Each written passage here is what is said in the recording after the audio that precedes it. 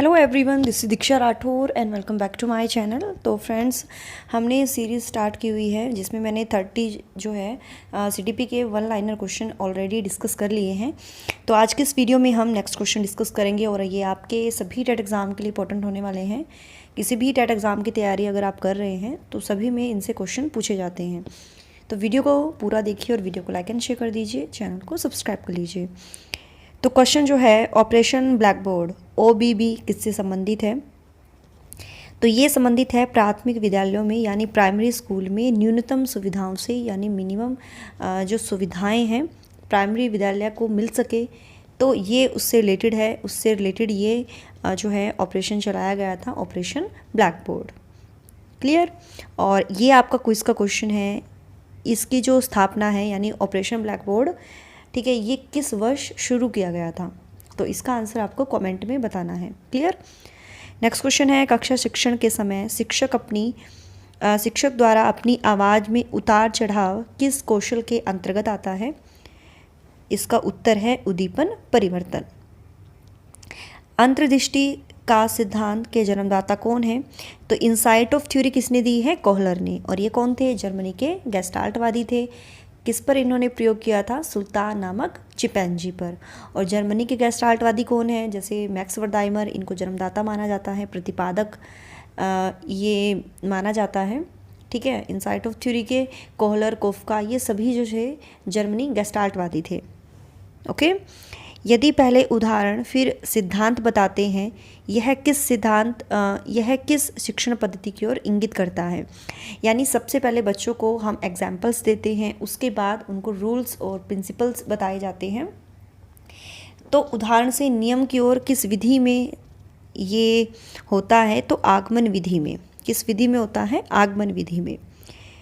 मूल्यांकन में ब्लूप्रिंट का संबंध किससे है? तो प्रश्न पत्र निर्माण से। ठीक है, ब्लूप्रिंट का निर्माण जो है ये किस में किया जाता है? प्रश्न पत्र को क्रिएट करने में। अनुभव एवं प्रशिक्षण के द्वारा व्यवहार में होने वाले परिवर्तन को क्या कहते हैं? तो अधिगम कहते हैं। ठीक है, एक्सपीरियंसेस के द्वारा और ट्रेनिंग के द्वारा व्यवहार में जो भी चेंजेस होते हैं लर्निंग कहलाती है, यानी learning is change of behaviour. खेल से किस प्रकार का अनुशासन उत्पन्न होता है? आत्म अनुशासन यानी सेल्फ डिसिप्लिन। खेल से हमें पता लगता है किस तरह से हमें सहयोग एक दूसरे का करना है और कौन कौन से रूल्स हमें जो है फॉलो करने हैं, किन किन बातों का ध्यान रखना है। सेल्फ डिसिप्लिन जो है क्रिएट होता है खेलों से। मनोविज्ञान की अंग्रेजी प्राय साइकोलॉजी जो है शब्द की व्युत्पत्ति हुई तो ग्रीक भाषा से हुई, और मनोविज्ञान की उत्पत्ति 1900 से मानी जाती है। मनोविश्लेषणवाद के प्रवर्तक कौन थे? Sigmund Freud.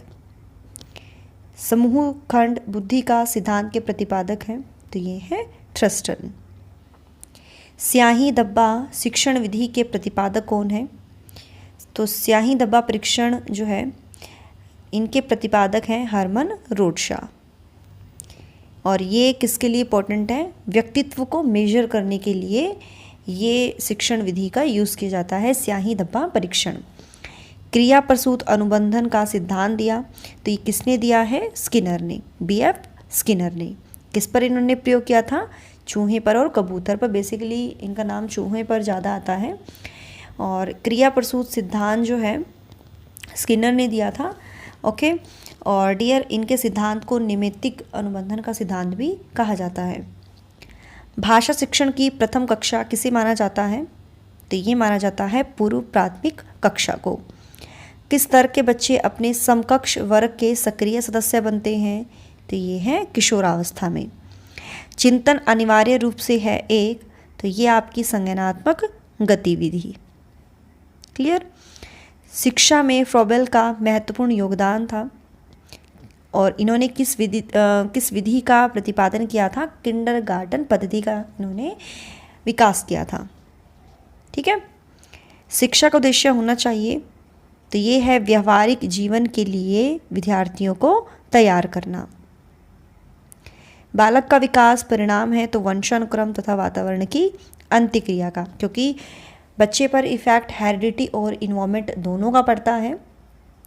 तो हेरिडिटी प्लस इन्वॉल्वमेंट की अंत्यक्रिया का, इन दोनों के इंट्रैक्शन का। आपकी कक्षा में एक छात्र देर से आता है तो आप क्या करेंगे? किस वजह से बच्चा लेट आता है तो आप उनके कारण जानने की कोशिश करोगे, कारण जानने की चेष्टा करोगे, है ना। व्यक्तिगत शिक्षार्थी एक दूसरे से विकास की दर में कैसे होते हैं? तो भिन्न होते हैं, है ना। विकास की दर जो है भिन्न होती है।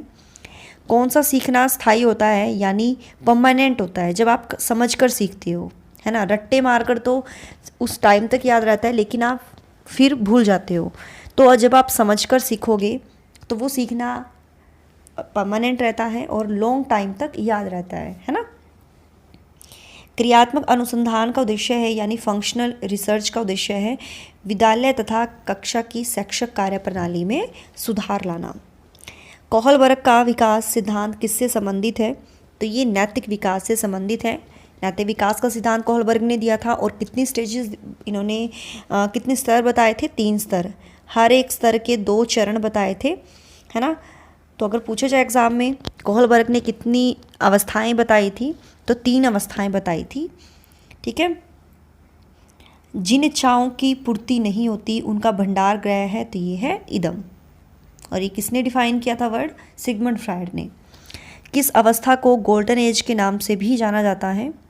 तो ये माना जाता है किशोरावस्था को, स्वर्णकाल। बच्चों की पढ़ाई आरंभ करने की आदर्श आयु है, तो ये है 6 वर्ष। 6 से 14 वर्ष में बालक बालिकाओं को शिक्षा का अधिकार यानी राइट टू एजुकेशन संविधान के किस संशोधन में जोड़ा गया? तो 86वें संशोधन में। 85 IQ, यानी जिन बच्चों का IQ 85 होता है तो उन बच्चों की श्रेणी में आते हैं, यानी किन बालकों की श्रेणी में आते हैं? तो ये आते हैं मंद बुद्धि, ठीक है, मंद बुद्धि। अगला क्वेश्चन है, अंतर्मुखी और बहिर्मुखी एवं उभयमुखी का वर्गीकरण किसके द्वारा किया गया? तो देखिए, अंतर्मुखी, बहिर्मुखी और उभयमुखी ये वर्गीकरण किया गया पर्सनालिटी के बेस पर डिफाइन किया है युंग ने। अंतर्मुखी जो एकांत में रहना पसंद करते हैं, किसी के साथ ज़्यादा बातचीत नहीं करते हैं, ठीक है, अपने में डूबे रहते हैं, उदासीन होते हैं, तो वो होते हैं अंतर्मुखी। और बहिर्मुखी होते हैं जो दूसरों के साथ घुलना मिलना पसंद करते हैं, ठीक है, मिलनसार होते हैं, काफ़ी इनके फ्रेंड्स होते हैं। और उभयमुखी होते हैं इन दोनों का मिश्रण। और मैंने डियर मिशन टैट चैनल पर डिटेल वीडियो बनाई हुई है, तो वो वीडियो आप देख लेना। मिशन टैट पर मैंने पर्सनालिटी के बेस पर जिन जिन मनोवैज्ञानिकों ने डिफ़ाइन किया पर्सनालिटी को, मैंने प्रॉपर वीडियो बनाई हुई है मिशन टैट चैनल पर, तो वो आप देख लेना, ठीक है। विकृत लिखावट से संबंधित लिखने की योग्यता में कमी किसका एक लक्षण है? तो ये है डिस्ग्राफिया से। पढ़ाने की सबसे अच्छी कौन सी विधि है? तो ये है प्रोजेक्ट मेथड, यानी प्रोजेक्ट विधि। और इस विधि का प्रतिपादन किसने किया है? तो प्रोजेक्ट विधि का प्रतिपादन किया है जॉन डेवी ने। परियोजना विधि के जनक कौन है? तो अमेरिका के प्रसिद्ध शिक्षा शास्त्री जॉन डेवी और इनके शिष्य हैं, योग्य शिष्य किल पैट्रिक। सूक्ष्म शिक्षण माइक्रो टीचिंग के जनक कौन है? जनक माने जाते हैं रॉबर्ट बुश। मॉन्टेसरी शिक्षा प्रणाली के जनक कौन है? तो ये है डॉक्टर मौर्य मॉन्टेसरी, जो इटली की है। और यह विधि जो है इंद्रियों यानी ज्ञानेंद्रियों के प्रशिक्षण पर बल देती है। खेल पद्धति के जनक कौन है? तो हेनरी कॉल्डवेल कुक। डॉल्टन पद्धति के जनक कौन है? कुमारी हेलन पार्कहर्स्ट। पैटर्न विधि के जनक कौन है? ये है पेस्ट्रोलॉजी। खोज अनुसंधान ह्यूरिस्टिक विधि के जनक कौन है? ये है आर्मस्ट्रॉन्ग। ये बहुत इंपॉर्टेंट पॉइंट्स होते हैं डियर, ये आपके सभी टीचिंग एग्जाम में पूछे जाते हैं। और अगला क्वेश्चन है, खोज विधि का संबंध किससे है? तो ये है भूतकाल से। अन्वेषण विधि के जनक कौन है? तो ये है आर्मस्ट्रॉन्ग। अन्वेषण विधि का संबंध किससे है?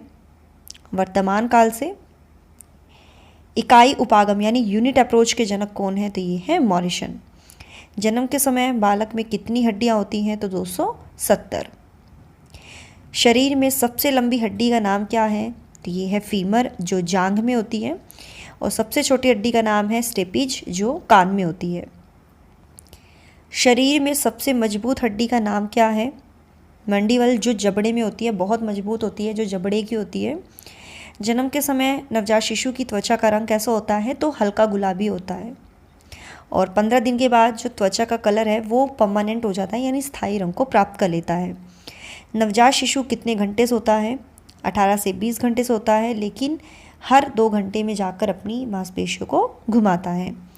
बालक का विकास 6 वर्ष तक लगभग कितने प्रतिशत हो जाता है? तो 90% हो जाता है। और आज की क्लास का ये लास्ट क्वेश्चन है, बालक का विकास 10 वर्ष तक लगभग कितने प्रतिशत हो जाता है? तो 95%। ठीक है, तो ये आज की क्लास के बहुत इंपॉर्टेंट क्वेश्चन थे, 50 मोस्ट इंपॉर्टेंट क्वेश्चन जो बेसिकली पूछे जाते हैं आपके एग्ज़ाम में। तो कैसे लगे क्वेश्चन कमेंट में बताइएगा, एक एक फीडबैक आपको ज़रूर देना है। क्विज क्वेश्चन मैंने आपसे पूछा है स्टार्टिंग में ही, उसका आंसर आपको कमेंट में करना है। So thanks for watching my video. Do like, share and subscribe my YouTube channel. Till then, bye bye. Rupraakha. Jai Bholenath.